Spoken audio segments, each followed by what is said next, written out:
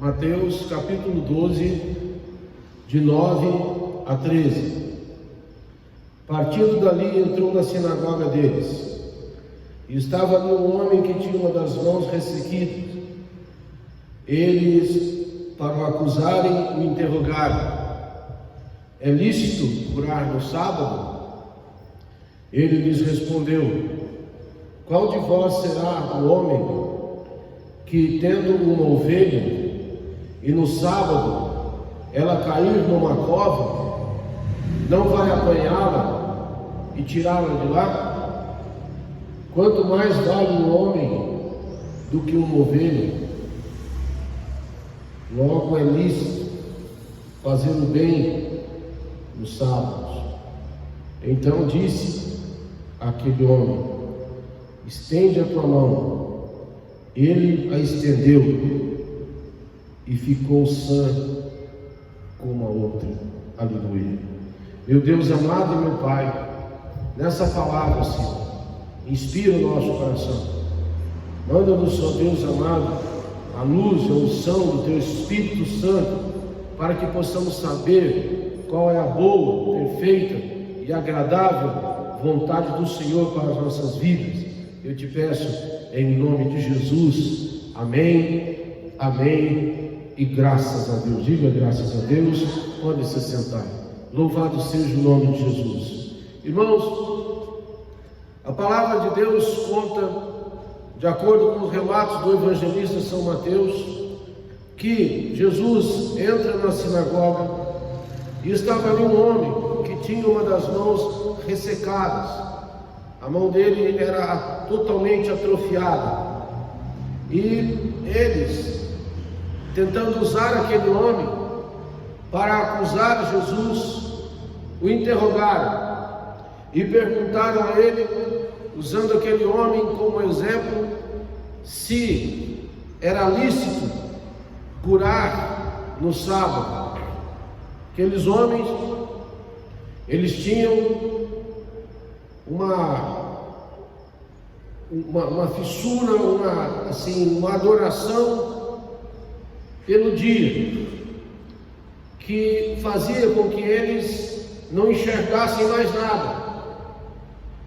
O excesso de zelo que eles tinham pelo sábado fazia com que o coração deles não sentisse a dor dos outros, fazia com que o coração deles não sentisse a necessidade dos outros, a dificuldade dos outros.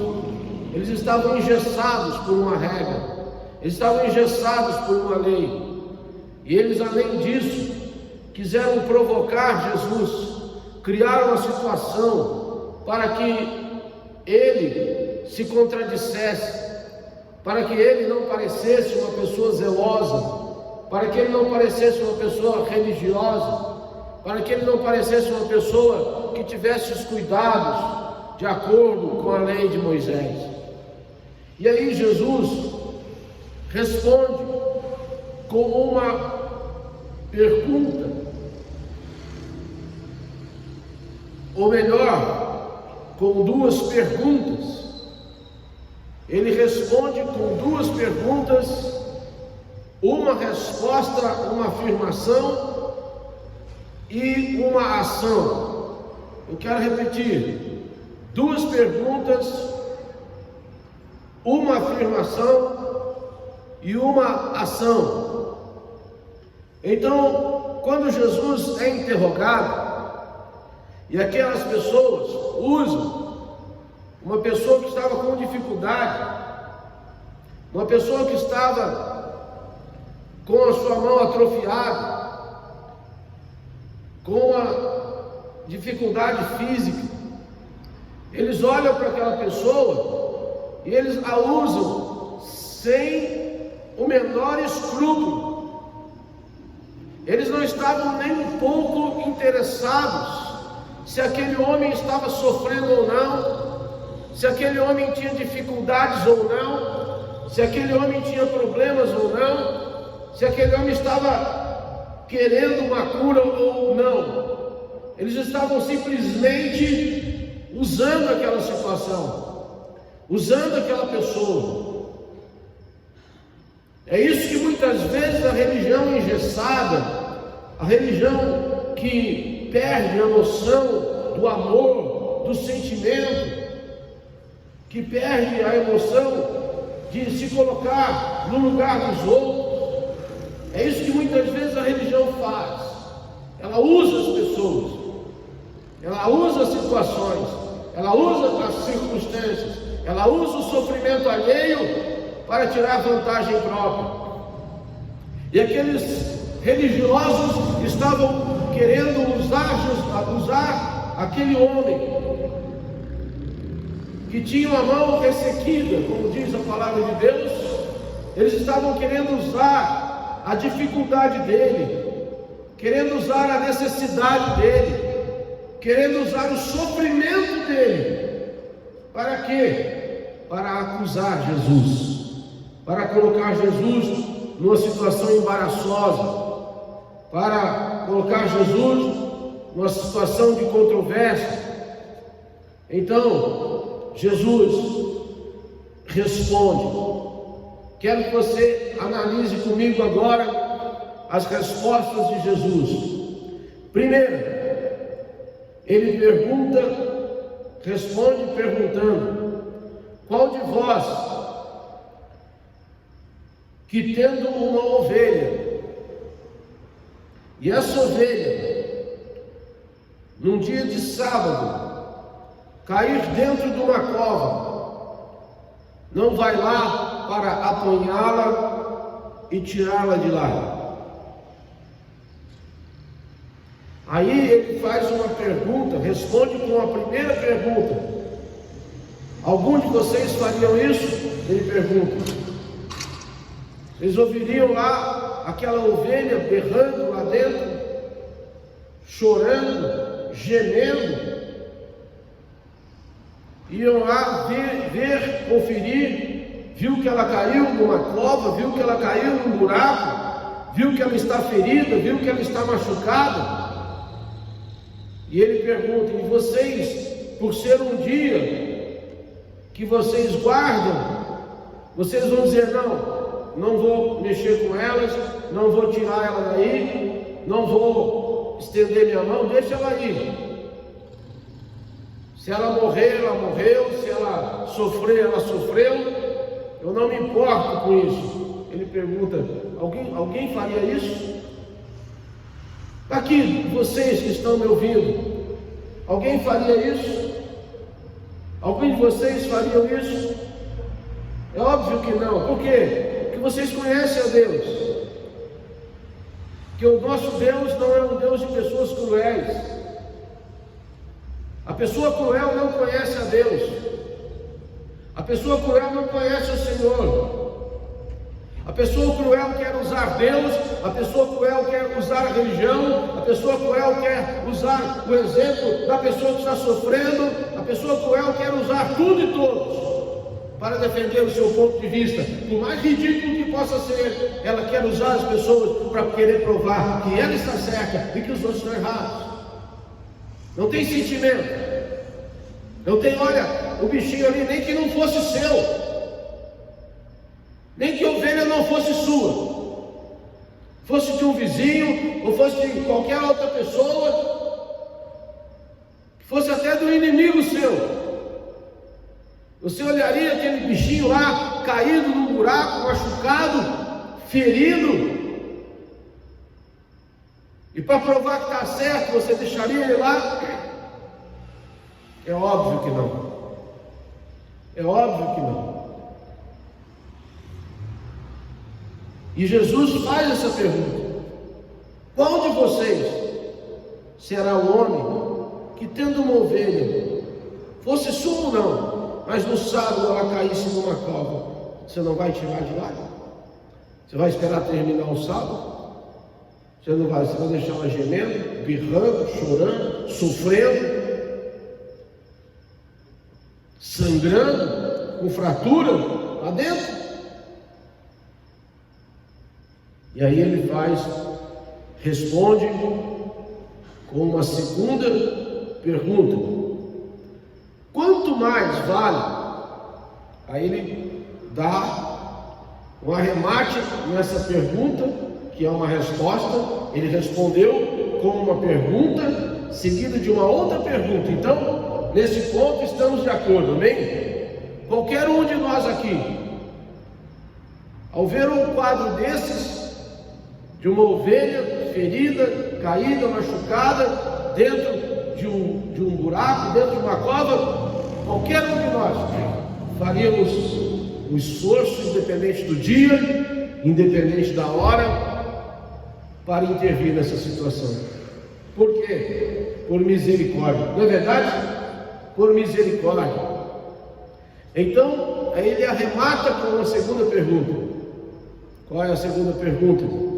Quanto mais vale um homem do que uma ovelha? Quer dizer, aquele homem estava ali na sinagoga, buscando a Deus, louvando a Deus, mesmo com o problema dele, mesmo com a dificuldade dele. A Bíblia não diz que ele estava ali por causa de Jesus. Ele estava ali, diz que a palavra de Deus diz que Jesus entrou na sinagoga e estava ali um homem que tinha uma das mãos ressequidas. Quer dizer, aquele homem, ele estava ali na sinagoga para adorar. Quando Jesus entrou na sinagoga, aquele homem já estava ali. Ele era um adorador, ele era um homem que buscava a Deus, ele era um servo de Deus, um homem que servia a Deus, um homem que queria aprender a palavra de Deus, um homem que queria crescer espiritualmente, que queria abrir o seu coração para Deus, que queria apaziguar a sua alma, que queria sentir a presença de Deus. É para isso que a gente vem na casa de Deus, não é verdade? A gente vem para buscar o Senhor. E aquele homem era sincero nos seus sentimentos. Ele estava ali para buscar o Senhor. Ele estava ali para servir o Senhor. Quem sabe por quantos e quantos sábados ele esteve ali servindo o Senhor. Mas isso não impediu a frieza daqueles religiosos de usarem-no como um exemplo, de usarem-no como se fosse uma coisa, para poder colocar Jesus numa situação contraditória. E ali, meu irmão, e ali, minha irmã, naquele momento Jesus pergunta: quanto mais vale um homem do que uma ovelha?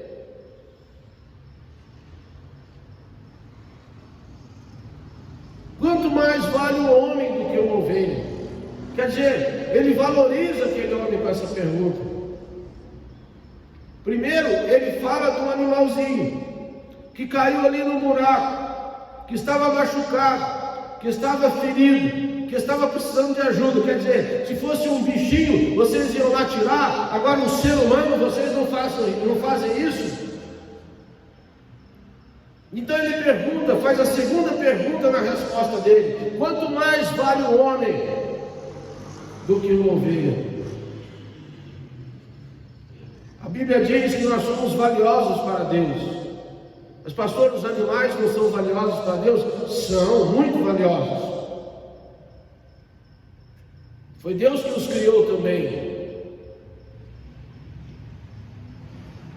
Todo servo de Deus, toda serva de Deus, ele é piedoso, cuidadoso com os animais. Está até na Bíblia isso. Eles se apiedam. O homem de Deus, a mulher de Deus, é cuidadoso com os animais, é cuidadoso com as plantas, é cuidadoso com a natureza. A pessoa, quanto mais perto ela está de Deus, mais cuidadosa ela é com os animais, com a natureza, com o meio ambiente, com as plantas. A pessoa, quanto mais longe de Deus ela está, mais impiedosa ela é, mais cruel ela é.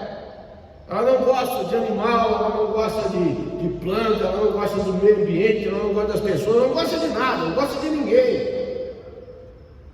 Mas quanto mais perto, quanto mais espiritual é a pessoa, quanto mais ela busca o Senhor, mais o coração dela fica mole, mais o coração dela fica sensível. E ela se torna então uma pessoa piedosa, uma pessoa misericordiosa. Não é para deixar de ser religioso, não é para deixar de seguir as normas da religião, não é para deixar de seguir as normas da fé, não é para deixar de seguir aquilo que está dizendo a palavra de Deus, não é isso, mas é que a vida humana vale mais do que a prática religiosa cega, sem sentimento. Como o próprio apóstolo São Paulo diz na Epístola aos Coríntios: ainda que eu falasse a língua dos homens e dos anjos, e não tivesse amor, isso nada seria. Ainda que eu tivesse o dom de milagres, o dom de profetizar, o dom de fazer coisas maravilhosas, e se não tivesse amor, disso nada me aproveitaria. Ainda que eu desse, diz o apóstolo São Paulo ainda, o meu próprio corpo para ser queimado, para ser sacrificado, mas se eu não tivesse amor, isso não valeria de nada. Seria só uma retórica religiosa, espetaculosa, impiedosa. É que muita gente acaba se valendo dessas aparências e esquece que a essência da fé é o amor, que a essência da religião é o amor. E aqueles homens que cruelmente, que covardemente quiseram usar o exemplo, a situação, a necessidade daquele pobre homem da mão ressequida, que estava ali na sinagoga, buscando a Deus. Aqueles homens não tinham noção do amor. Eles não queriam que Jesus curasse aquele homem, eles queriam que Jesus se contradizesse. Eles queriam que Jesus se confundisse. Eles queriam confundir as pessoas, dizer: ó, está vendo, vocês estão seguindo esse homem aí? Ele está profanando o sábado. Então, se Jesus cura aquele homem, o que eles fazem? Versículo 14, que nós não lemos: os fariseus, saindo dali, formaram um conselho contra ele para o matarem. Quer dizer, irmãos, eles estavam querendo, armaram uma arapuca para matar Jesus. Quanta crueldade, quanta malignidade escondida atrás de pessoas religiosas, de pessoas que dizem servir a Deus, de pessoas que dizem seguir a Deus, mensageiros de Deus, mensageiros do Evangelho, mensageiros da palavra, cruéis como isso. O apóstolo Santiago diz que não se pode verter da mesma fonte água boa e água ruim. Então aqueles homens estavam apenas se escondendo atrás de uma falsa religiosidade, porque o que estava no coração deles era a morte.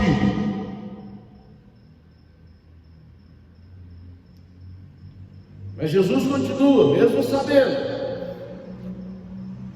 Ele pergunta: quanto mais vale um homem do que uma ovelha? Para Jesus, aquele homem valia muito mais do que uma ovelha. Mas para aqueles homens, aquele homem não valia nada.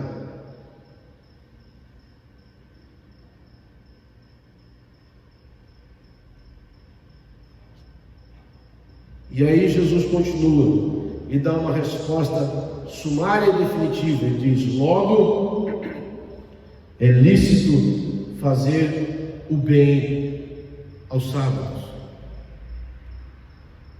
Não tem dia para fazer o bem, e não tem dia para não fazer o bem. É lícito. E dizendo isso, então ele responde com uma pergunta, outra pergunta e uma resposta afirmativa. E quando ele dá aquela resposta afirmativa, para poder fechar tudo, o que ele faz? Vejam aí comigo no versículo de número 13, Mateus 12, 13. Então disse aquele homem: estende a tua mão. Ele a estendeu, e ela ficou sã, curada como a outra. Glória a Deus, aleluia, glória a Deus, glória a Deus. Ficou curado, ficam sãs, ficou curado, aleluia, ficou sã. Então, meu irmão, então, minha irmã, Jesus faz o que tem que fazer, mesmo sabendo, no versículo 14 diz, mesmo sabendo que eles fariam consenso para matá-lo, mesmo sabendo que a hora que eles fizeram aquela pergunta, usando como exemplo aquele homem, mesmo sabendo que eles não estavam preocupados com a saúde daquele homem, eles não estavam preocupados com a integridade física daquele homem, com a recuperação daquele homem, eles estavam preocupados em fazer o mal, eles estavam preocupados em achar ocasião para poder matar Jesus à regra da religião deles, para que Jesus fosse apedrejado ali por ter curado um homem no sábado. Meu irmão, minha irmã, não tem dia, não tem hora, não tem lugar para a gente poder fazer o bem. Não tem. Jesus nos ensina isso. E mesmo naquele momento, sob ameaça, mesmo aquelas pessoas tendo usado aquela situação, tendo usado a triste necessidade daquele homem para confundir Jesus e para confundir as pessoas que estavam ali, ele faz o que tem que ser feito. Amém? Ele faz o que tem que ser feito. Só para resumir e para concluir essa palavra, eu vejo muitas pessoas querendo criticar o Evangelho. Não que o Evangelho não possa ser criticado, o Evangelho não tem medo de críticas, amém? Não tem medo de críticas. O Evangelho está aí sendo criticado há mais de 2000 anos. E é que nem massa de pão, quanto mais bate, mais cresce. Mas eu vejo muitas pessoas, um cinismo profundo, né? Fazendo brincadeiras assim: para onde estão os pastores agora? Onde estão as igrejas que curam? Né? As igrejas que curam agora se esconderam, né, dessa situação de pandemia. Eu pergunto a vocês: será que essas pessoas que falam isso, que afirmam isso, será que elas estão preocupadas com as pessoas que estão enfermas? Ou será que elas estão preocupadas com as igrejas que pregam a cura divina? Não, elas estão querendo confundir as pessoas. E nós somos servos e servos de Jesus, não somos? E nós temos que fazer o quê? Nós temos que fazer o que Jesus fez, continuar fazendo o que Jesus fez. Nós oramos sim pelos enfermos, nós oramos sim, e nós cremos que Deus cura. Eu já orei por muito enfermo que foi curado, já orei também por muito enfermo que não foi curado, mas nem por isso eu deixei de orar, e nem por isso eu deixei de crer, nem por isso eu deixo de pregar que Jesus Cristo dá saúde, que Jesus Cristo cura, nem por isso jamais eu vou negar o Evangelho. É o que Jesus fez, irmãos, é o que nós temos que fazer. Nós não podemos deixar cair na armadilha. O que você tem que fazer, faça. Mesmo que você sabe que as pessoas estão ali fazendo uma pergunta astuta, maldosa, vai dizer assim: não, vocês ficam prometendo, falando que Deus cura, falando que Jesus faz milagres, mas e agora? Então faz uma oração aí, cessa. É o que eles falaram para Jesus quando Jesus estava na cruz: médico, cura-te a ti mesmo. Não foi o que o ladrão, eles dizem que era o mau ladrão, mas todos os dois eram maus, só que um se arrependeu, o outro continuou sendo um ladrão imbecil. Não é isso que o ladrão imbecil, como vou chamar ele de ladrão mau, não, ladrão já é mau, ser ladrão é uma redundância, é um ladrão imbecil, estando ao lado de Jesus na cruz, podendo ser redimido ali e entrar com Jesus no paraíso como o outro entrou. O que ele dizia? Se tu és o Filho de Deus, desce dessa cruz e tira a gente daqui. Eu pergunto, essa pergunta veio daquele homem? Veio do coração daquele homem? Ou será que não foi uma inspiração do diabo? Porque veja, se tu és o Filho de Deus, não foi o que o diabo falou para Jesus lá no deserto? Se tu és o Filho de Deus, você está com fome, manda que essas pedras se transformem em pão. Se tu és o Filho de Deus, atira-te daqui, porque está escrito: somente aos teus anjos dará ordem aos seus respeitos, para que eles te guardem em todos os caminhos, e eles sustentarão nas suas mãos. Então a gente vê aí, irmão, irmã, uma inspiração maligna, uma inspiração satânica, assim como esses homens estavam ali também. É lógico que não dá para botar a culpa toda no capeta. O capeta só trabalha onde tem serviço para ele. Ele entra com a mão de obra, mas a matéria-prima tem que não prestar. A pessoa vai dizer: foi o capeta. Não tem esse negócio que foi o capeta, não. É a ruindade, a maldade da pessoa que fez uma sociedade com o diabo e fez o mal. Então, veja só. Aqueles homens, vendo o sofrimento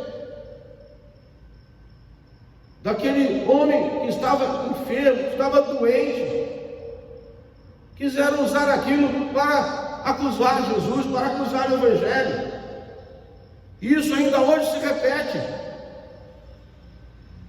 As pessoas não estão preocupadas com os mais de 50 mil mortos, sem contar os que, graças a Deus, se recuperaram, mas a que duras penas se recuperaram, porque nós ainda não sabemos quais são as sequelas que podem acompanhar as pessoas que se recuperam desse vírus maligno.